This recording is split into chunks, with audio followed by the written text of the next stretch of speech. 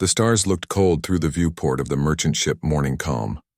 Captain Hyun Tae-young stood with his hands behind his back, watching the massive space station grow larger as they approached. Valdrine Station Omega-7 was huge, covered in dark metal and sharp edges. It looked like a weapon, not a place for trade. "Captain, they're responding to our docking request," said Minji from the communications station. She was his second officer, smart and careful. "They say we can dock at Bay 47. Tae-young nodded. "Take us in slowly. Let's not give them any reason to complain." The Morning Calm was a good ship, but she was old. Her hull had scratches from years of travel between the stars. She carried simple cargo, medical supplies, food packages, and water filters. Nothing special, nothing worth trouble. But trouble found them anyway. The docking clamps grabbed their ship with a loud metal sound. Tae-young straightened his uniform and walked to the airlock. Minji followed him, carrying a datapad with all their trade documents. "Remember," Tae-young said quietly, "we smile and we stay polite, no matter what they say." "Yes, Captain," Minji replied, but her voice was tight with worry. The airlock opened. The air that rushed in smelled strange, like metal and chemicals. 3 Valdrine soldiers stood waiting. They were tall, much taller than humans. Their skin looked like gray stone, hard and rough. Each one wore black armor with red markings. Their eyes were yellow and cold. The tallest one stepped forward. He looked at Tae-young like someone might look at an insect. "You are the human captain?" His voice was deep and mocking. "Yes. I am Captain Hyun Tae-young of the Terran Federation merchant vessel Morning Calm. We have a trade license approved by... I do not care about your papers." "Soft skin." The Valdrine soldier laughed. It was not a friendly sound. "Follow me to inspection." Tae-young and Minji walked behind the guards through the station corridors. Other Valdrines stopped to stare at them. Some pointed and whispered. Others laughed openly. They arrived at a large room filled with scanning equipment. A Valdrine officer sat behind a tall desk. He wore finer clothes than the soldiers with gold symbols on his chest. When he saw Tae-young, his mouth twisted into something like a smile. "Ah, more humans." The officer stood up. "Tell me, Captain, how does your species survive? You have no armor on your skin, no telepathy in your minds. You cannot even breathe most atmospheres without your machines." He walked around Tae-young slowly. "You are prey pretending to be predators." Tae-young kept his face calm. "We survive the same way everyone survives, sir. Through intelligence and cooperation." The Valdrine officer laughed loudly. Other guards in the room joined in. "Intelligence? You think you are intelligent?" The officer grabbed Tae-young's arm roughly. His grip was very strong. "Your flesh is so soft. Like food animals. We could crush you with one hand." "Perhaps," Tae-young said quietly. "But we are here for trade, not conflict. Trade." The officer threw Tae-young's arm away. "Yes, let us see what treasures the weak humans bring." He snapped his fingers at the guards. "Bring their cargo containers." The guards dragged in the containers from the Morning Calm. They opened each one roughly, throwing packages on the floor. Medical supplies scattered everywhere. Food packages broke open. Water filters cracked and leaked. "This is garbage," the officer said. "Worthless soft species garbage." "Those supplies are ordered by the settlement on Rigel 4, Minji said, stepping forward. "We have the contract." A guard shoved her backward. She fell hard onto the metal floor. Tae-young moved to help her, but 2 guards grabbed his arms. The officer walked over to Minji and looked down at her. "Female humans speak without permission now?" He turned to Tae-young. "You cannot even control your crew. Pathetic." Tae-young helped Minji stand up. His jaw was tight, but he said nothing. The officer walked back to his desk and sat down. "Here is what will happen. The docking fee is 10,000 credits. The standard fee is 500 credits, Tae-young said. For real ships, yes. For prey species ships, it is 10,000. You will pay or you will not leave." Tae-young took a slow breath. "We will pay." "Good. Also, we will keep half your cargo. As a security deposit. That cargo is already paid for by... Do you argue with me, soft skin?" The officer's voice became dangerous. Tae-young looked at the guards around the room. Their hands were on their weapons. He looked at Minji, who had a bruise forming on her arm. He thought about his crew of 20 people back on the ship waiting for him. "No," he said quietly. "We do not argue." The officer smiled again. Wise for a human. He pulled up a screen on his desk. "Now I need to inspect your personal datapad." "Give it to me." Tae-young's hand moved to his belt where his datapad hung. It was a small device, old but precious.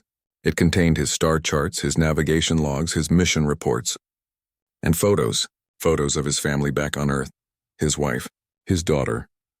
The datapad contains Terran Federation security information, Taeyang said. I cannot give it to unauthorized personnel. A younger Valdrine officer stepped forward.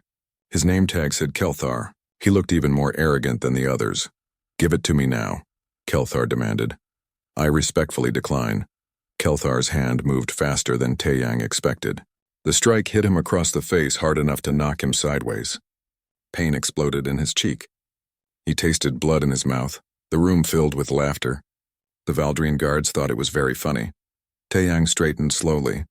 Blood ran down his chin. He wiped it away with the back of his hand. His eyes never left Kelthar's face. You will give me the datapad, Kelthar said, or I will take it from your broken body. For a long moment, Taeyang said nothing. Then he unclipped the datapad from his belt and held it out. Kelthar snatched it away with a satisfied grunt.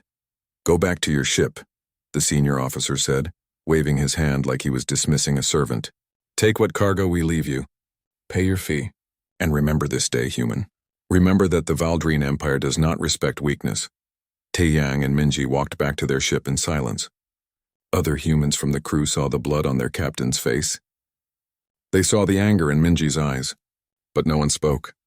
They loaded the remaining cargo, barely half of what they brought, and prepared to leave. Before the morning calm undocked, Taeyang sat alone in his quarters. He opened his communication console and typed a message. It was encrypted with codes that only the Terran Federation military would understand. The message contained coordinates of the station, a detailed report of what happened, names and faces of the Valdrine officers, and at the end 3 simple words, dignity not forgotten. He sent the message into deep space toward Earth. Then he closed the console and went to the bridge. Take us out, he told his pilot. Set course for home. As the morning calm pulled away from the station, Taeyang touched his bruised face and looked back at the Valdrine station one last time. He did not know it yet, but he had just started something that would change everything.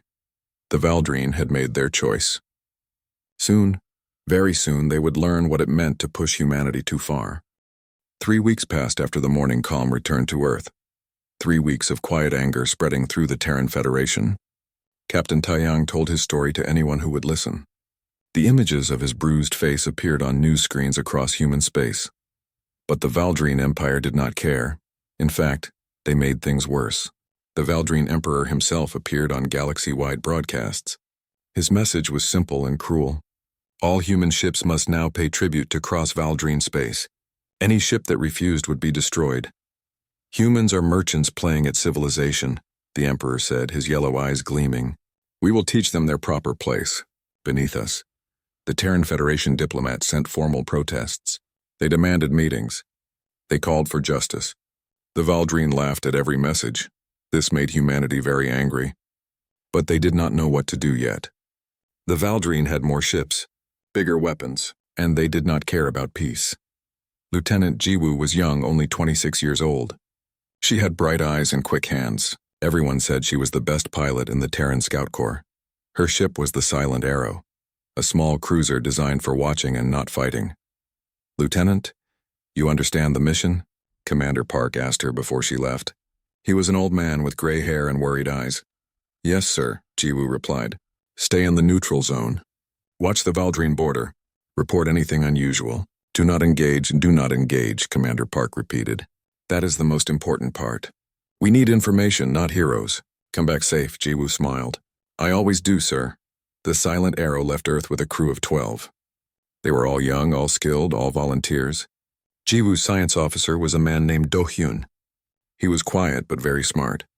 He could read sensor data better than anyone. For 6 days they patrolled the neutral zone. It was boring work. Empty space looks the same everywhere. Stars and darkness. Nothing else. On the 7th day, Do-hyun found something. Lieutenant, I have strange readings, he said, staring at his screen. Energy signatures in the asteroid field. Grid reference 772. Jiwoo came to look at his screen. That's neutral space. What kind of energy? Military grade. Very high power. Like a weapons facility or a ship dock. Do-Yun looked up at her. But there should be nothing there. Ji-woo thought for a moment. Their orders were clear. Stay back, report only. But if the Valdrine were building a secret base in neutral space, Earth needed to know. How else could they report it without getting closer? Take us in slowly, she decided. Keep the stealth systems active. If anything looks dangerous, we run. The silent arrow moved quietly toward the asteroid field. The ship was designed to hide from sensors. Its hull absorbed scanning beams. Its engines ran almost silent. They moved between the asteroids carefully. The energy readings grew stronger. There, Do-Yun said, pointing at his screen. Behind that large asteroid. It's a facility. Hidden but definitely Valdrine. Ji-woo saw it through the viewport. A military station, dark and dangerous, covered with weapon platforms. It was positioned perfectly to attack any ships using the nearby trade routes. This was not defensive. This was preparation for war. Get detailed scans, Ji-woo ordered. We need to. Every alarm on the ship started screaming at once. 6 contacts, Do-Hyun shouted. Valdrine warships decloaking around us. They had been waiting. The whole thing was a trap. Ji-woo's hands flew across the controls. Emergency power to engines. Get us out of here. The silent arrow turned hard, its engines burning bright as it tried to escape. But the Valdrine ships were ready.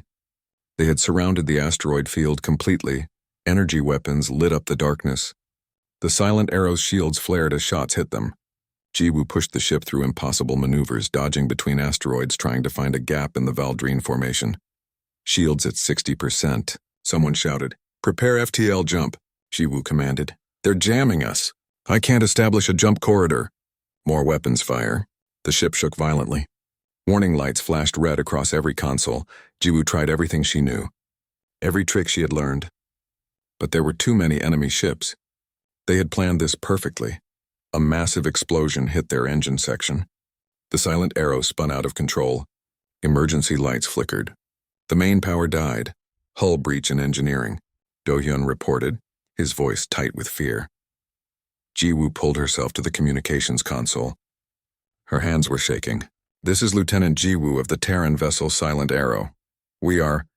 The communications system went dead. They had destroyed her transmitter. Dark shapes appeared on the viewport. Valdrine boarding pods like metal spiders attached to the Silent Arrow's hull. The sound of cutting tools echoed through the ship. Ji-woo looked at her crew. 12 faces. 12 people who trusted her. She had failed them. Destroy all sensitive data, she ordered quietly. Emergency Protocol 7. Everything goes. They worked fast, deleting navigation charts, military codes, Earth's defense positions. But there was not enough time. The boarding pods cut through. Valdrine soldiers poured into the Silent Arrow. They were huge in their black armor. They carried weapons that could cut through steel. The fight was short. Humans with small arms against Valdrine warriors in full combat armor. One by one, Ji-woo's crew fell. Not dead, but stunned by Valdrine shock weapons. Ji-woo was the last one standing. She held her pistol with both hands, firing at the armored soldiers. The shots bounced off their shields. A Valdrine soldier hit her with a shock weapon. Pain filled her entire body. She fell to the floor, unable to move, her vision going dark. The last thing she heard was Valdrine laughter. Back on Earth, Commander Park waited for Ji-woo's scheduled report. The time came and went. No message arrived. He waited another hour. Then 2 hours. Then 6 hours. Send a search team, he finally ordered. 3 ships went to the patrol zone. They searched for 2 days. They found nothing. No debris. No emergency beacons. No trace of the Silent Arrow or her crew. It was like they had simply vanished from existence. The Terran Federation sent urgent messages to the Valdrine Empire. Where is our ship? What happened to our people? The Valdrine response came from a junior official. He smiled as he spoke. We have no knowledge of any human vessel. Perhaps your people got lost in space. Humans are not very good at navigation, are they? But everyone knew the truth. The Valdrine had taken them, captured them, and now they were lying about it.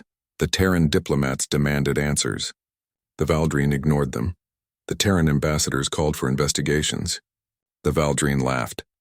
Finally, the Valdrine Emperor made another broadcast. This time his message was clear and threatening. We declare a zone of exclusion around Valdrine space. Any human ship that enters will be considered an act of war. We will destroy it without warning. We will show no mercy. He paused, his yellow eyes cold. Humanity must learn respect. On your knees or in your graves. The choice is yours. The broadcast ended. Far from Earth, in a secret Valdrine facility deep in space, Lieutenant Jiwoo woke up in a cell. Her head hurt. Her body ached from the shock weapons. She was not alone. Her crew was in other cells nearby. They were alive. For now, footsteps echoed in the corridor. A Valdrine officer approached her cell. He was tall and proud, wearing medals on his chest. "Welcome to your new home, human," he said. "You will tell us everything about your stealth technology. You will give us your military codes.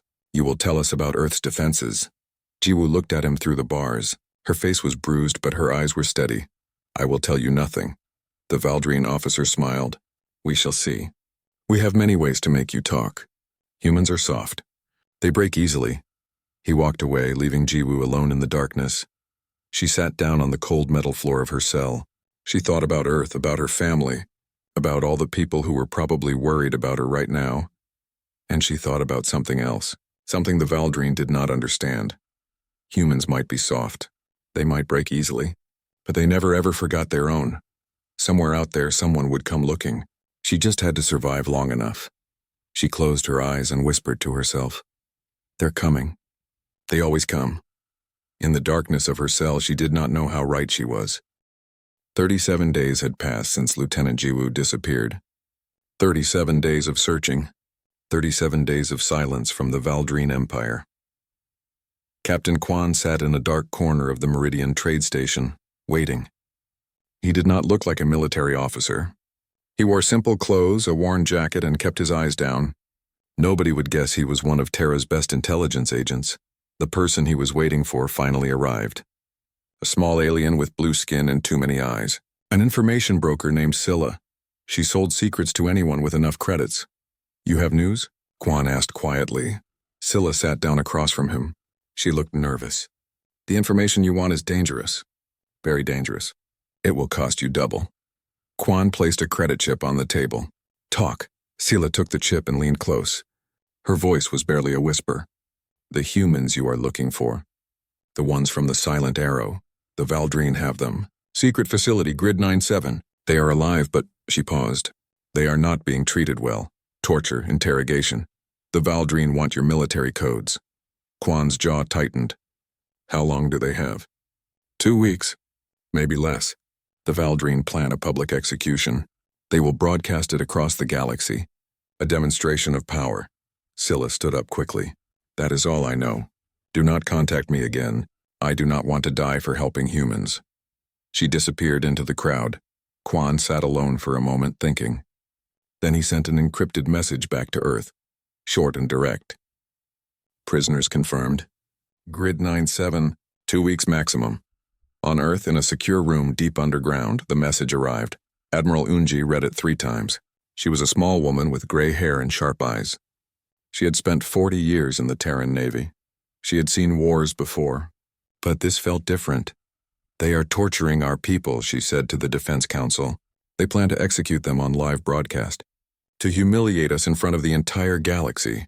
General Baekhyun, head of the Marines, slammed his fist on the table. "Then we go in. Full force. We rescue them and we destroy that facility. And start a war we cannot win?" Ambassador Yujin shook her head. "The Valdrine have 3 times our fleet size. We need diplomacy, not violence." "Diplomacy?" Admiral Unji looked at her. "We have tried diplomacy for 37 days. They spit on our words. They laugh at our protests. They are torturing our people right now, this moment, while we sit here talking." The argument went on for hours. Some wanted sanctions. Some wanted military strikes. Some wanted more negotiations. Finally, President Soman raised her hand. Everyone went quiet. She was young for a president, only 50 years old. But when she spoke, people listened. "I have heard all your positions," she said calmly.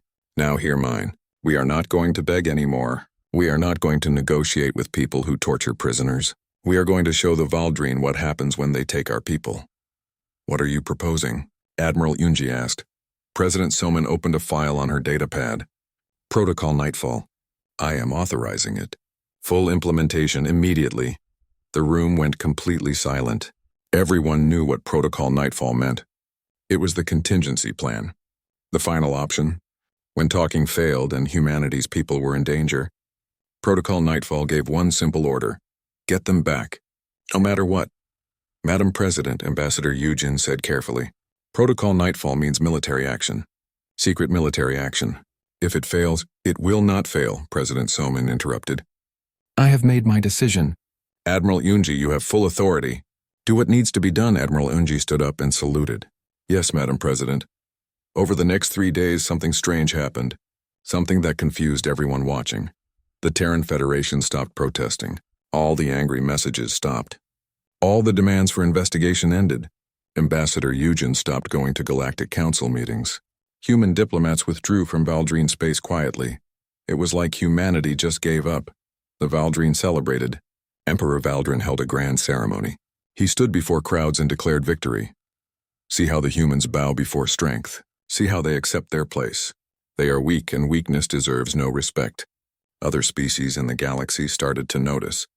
Some canceled trade agreements with Terra. Some closed their borders to human ships. If Terra could not even protect its own people, why deal with them? The galaxy thought humanity had lost its courage, but they were wrong.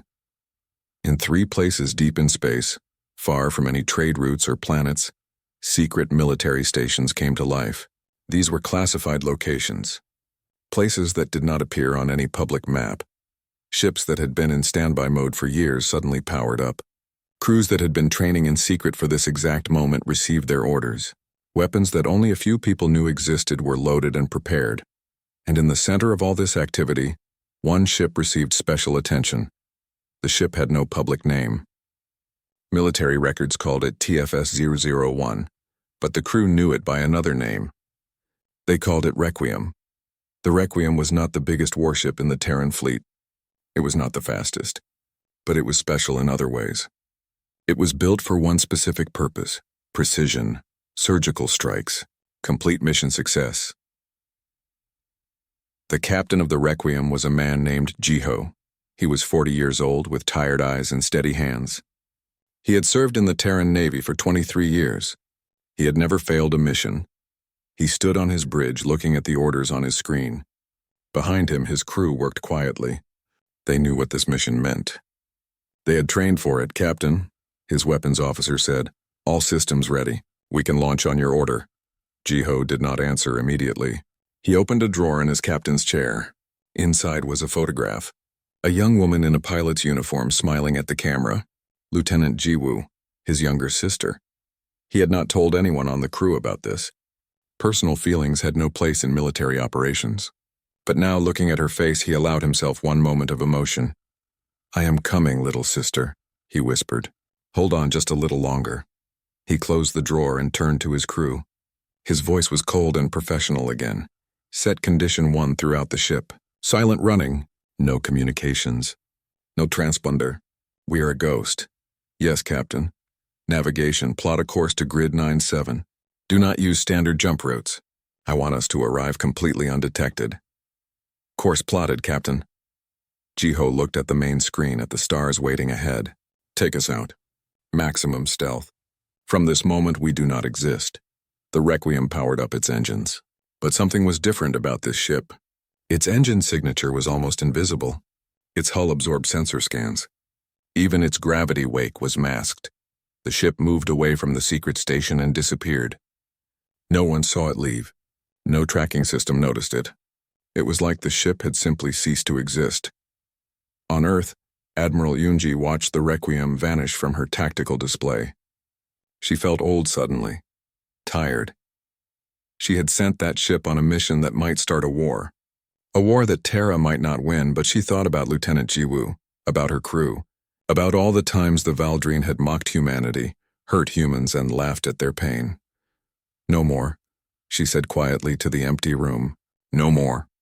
In his cell in the secret Valdrine facility, Lieutenant Jiwoo tried to count the days. They had questioned her 6 times, each time harder than the last. Her body hurt in places she did not know could hurt, but she had told them nothing. Her crew had told them nothing. Humans might be soft, but they were also stubborn. A Valdrine guard walked past her cell. He grinned at her. 2 more days, human. Then you die on camera for all the galaxy to see. Your people abandoned you. No one is coming, Jiwoo did not answer. She just looked at him with steady eyes. The guard laughed and walked away, but Jiwoo smiled in the darkness. She did not know how she knew. She just felt it somehow. Deep in her heart, they were wrong. Someone was coming. Somewhere in the empty darkness between stars, the Requiem moved silently toward its target. No warning, no announcement, no mercy. The waiting was over. The time for talking had passed. Humanity had given the Valdrine every chance for peace. Every opportunity to do the right thing. Now there would be only one message. One lesson. One demonstration that would echo across the galaxy for generations. You do not take one of ours. Ever. Day 49. The day everything changed. Valdrine Station Omega-7 was decorated like a festival. Banners hung from the walls. Lights flashed in celebration. Thousands of Valdrine gathered in the central plaza, and millions more watched on screens across their empire. Emperor Valdrin himself had traveled to the station for this special event. He sat on a raised platform, surrounded by his guards and advisors. He wore his finest robes covered in medals and symbols of power. Today the Empire would execute the human prisoners. Today the galaxy would see what happened to species who did not respect the Valdrine. Lieutenant Jiwoo and her crew were dragged into the plaza in chains. They had been beaten. Their uniforms were torn and dirty. But they walked with their heads up. Even now, even here, they showed no fear. The crowd jeered at them. Some threw garbage. Others shouted insults. The Valdrine thought this was entertainment. Emperor Valdrin stood up. His voice boomed across the plaza, amplified by speakers. The broadcast went to every Valdrine world, to every corner of their empire, and to many other species who wanted to watch. People of the Valdrine Empire, honored guests from across the galaxy, today we witness justice. Today we show what happens to those who defy us. He pointed at Jiwoo and her crew. These humans dared to spy on us. They entered our territory without permission. They thought their stealth would save them. They were wrong. More cheering from the crowd. For weeks we have offered their government a chance to negotiate, to beg for these prisoners' lives. But the humans said nothing. They abandoned their own people. This proves what we have always known. Humans are weak, cowardly, unworthy of respect. Jiwoo looked up at the Emperor. She wanted to shout at him to tell him he was wrong, but her mouth was gagged. Let this be a lesson to all species, the Emperor continued. The Valdrine Empire does not tolerate disrespect. We do not show mercy to the weak. These humans will die, and their deaths will remind the galaxy who truly holds power. He raised his hand. Every light in the station went out, complete darkness. The kind of darkness that makes you forget where you are. The crowd gasped. Confused voices filled the plaza. Emergency lights should have activated immediately, but nothing happened. The darkness was total.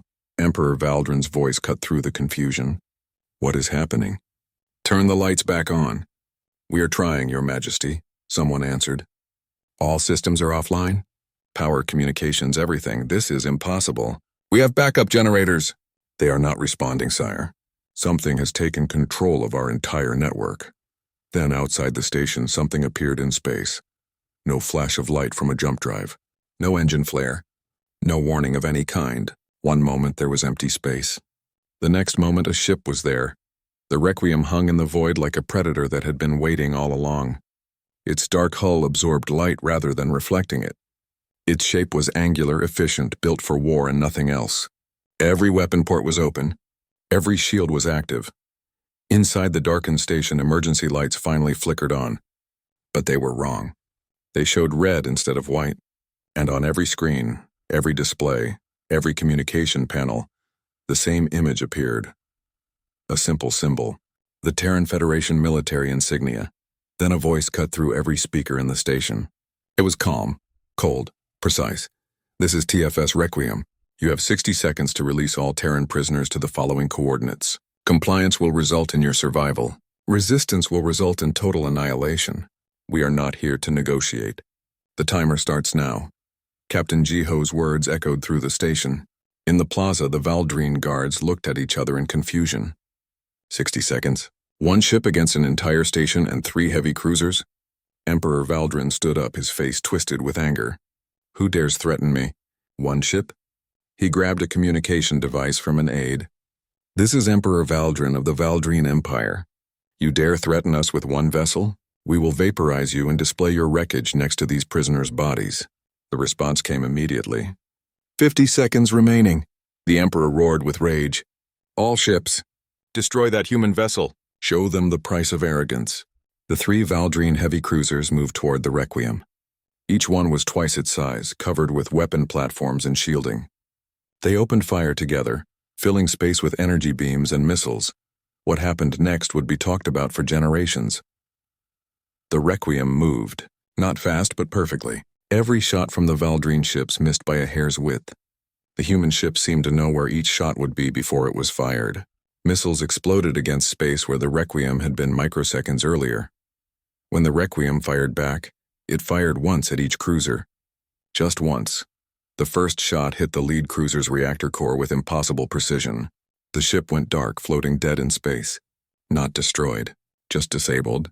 The crew alive but helpless. The second shot removed the weapons array from the second cruiser. Every gun, every missile tube gone in one perfect strike. Again, the hull remained intact. The crew unharmed. The third shot struck the bridge of the flagship. One precise hit that killed the admiral and his command staff but left the rest of the ship untouched.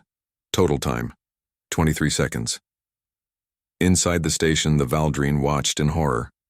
This was not possible. No ship moved like that. No weapons were that accurate.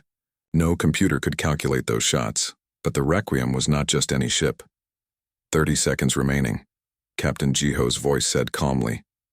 Station Omega-7's weapons platforms began firing. Hundreds of automated guns opened up, filling space around the Requiem with fire. The human ship's shields flashed once, twice. Then the shields adapted. The station's weapons hit nothing but empty space or harmless energy barriers. The Requiem fired again. One shot. It hit the station's main weapons control center, destroying it completely. But again, the shot was precise. The explosion was contained. No habitat sections breached. No civilian casualties. The message was clear. We are not trying to hit you. We are hitting exactly what we want to hit. 15 seconds, Jiho's voice said. Emperor Valdrin looked around wildly. His guards were frozen in fear.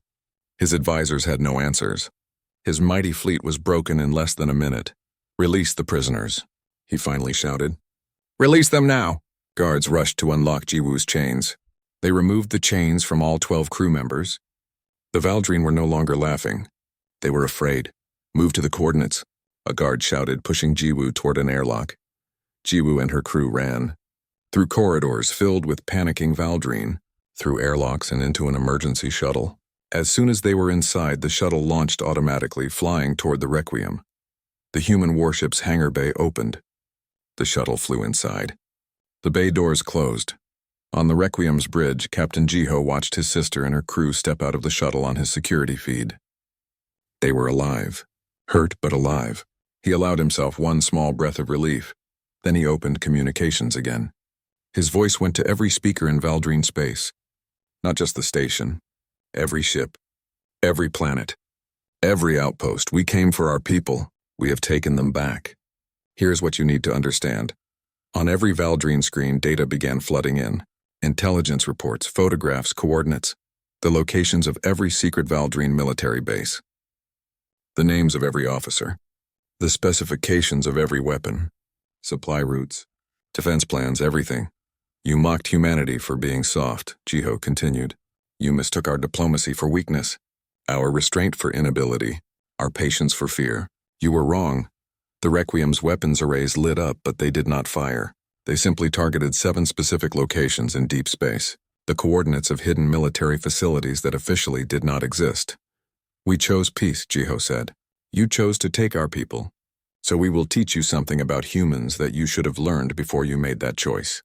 The displays showed more information, Terran surveillance data going back months, proof that humanity had been watching everything, knowing everything, capable of striking anywhere, anytime.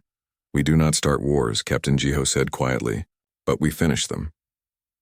The transmission ended. In the plaza on Station Omega-7, Emperor Valdrin stood alone, surrounded by his frightened people. His empire's secrets exposed, his military embarrassed, his pride shattered, and in space the Requiem turned silently and began to leave. No threats, no demands, no need for either.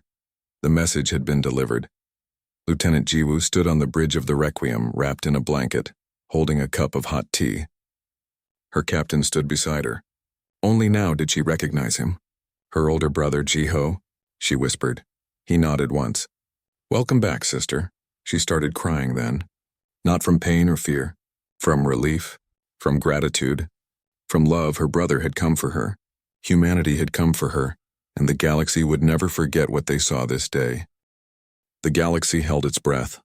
What happened at Station Omega-7 spread like fire through every communication network, every news channel, every diplomatic circle.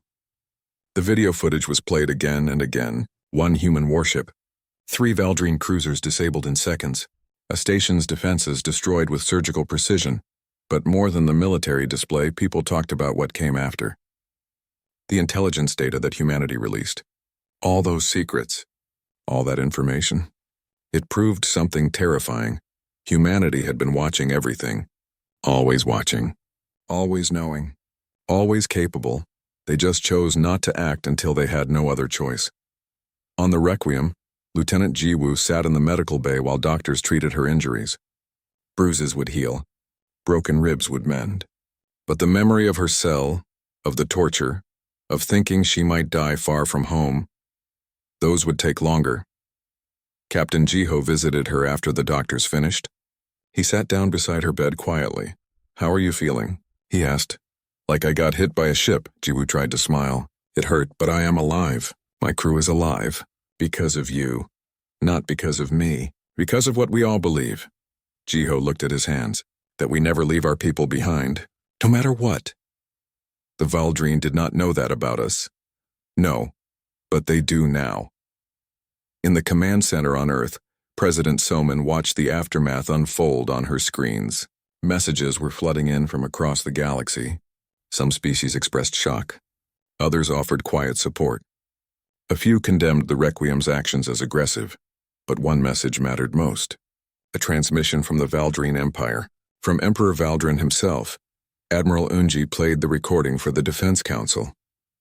The Emperor's voice was different now. No arrogance, no mockery, just tired defeat. The Valdrine Empire wishes to enter formal negotiations with the Terran Federation. We acknowledge our actions were hostile and unjust. We are prepared to discuss terms for peace and reparations. Ambassador Yujin raised her eyebrows. They are actually apologizing. I did not think I would see this day. They have no choice, General Baekhyun said. We showed them we could destroy their entire military without breaking a sweat. Now they are afraid, President Soman stood up. Fear is not enough. We need real change. Real respect. She turned to Admiral Yunji. Bring the Requiem home. Tell Captain Jiho his mission was a complete success. Then prepare our negotiation terms. What terms, Madam President? Full apology. Reparations for all damages to our ships and people. Immediate cessation of the tribute system. A formal treaty recognizing equal borders and mutual respect. And one more thing. What is that? They will broadcast their apology across the galaxy. Every species that saw them humiliate us will see them take responsibility. That is non-negotiable. 2 days later, the negotiations began. This time, the Valdrine came to Earth. Emperor Valdrin himself traveled to the Terran Federation capital, surrounded by his advisors and guards who looked nervous being on a human world. The talks happened in a large conference room with windows overlooking the city. Ambassador Yujin led the negotiations for humanity. Emperor Valdrin agreed to every term. Every single one. He had no bargaining position left. The Valdrine Empire would pay for damages. They would end all hostile actions. They would respect human territories. And they would apologize publicly. When the treaty was signed, the Emperor looked across the table at Ambassador Yujin. I underestimated your species, he said quietly. We all did. We saw your soft bodies and thought you were weak. We saw your desire for peace and thought you were cowards. We were wrong. Yes, you were, Yujin replied. But you are learning. That is what matters now. The broadcast went out the next day. Emperor Valdrin stood before cameras, before his own people and the entire galaxy, and spoke words that shocked everyone.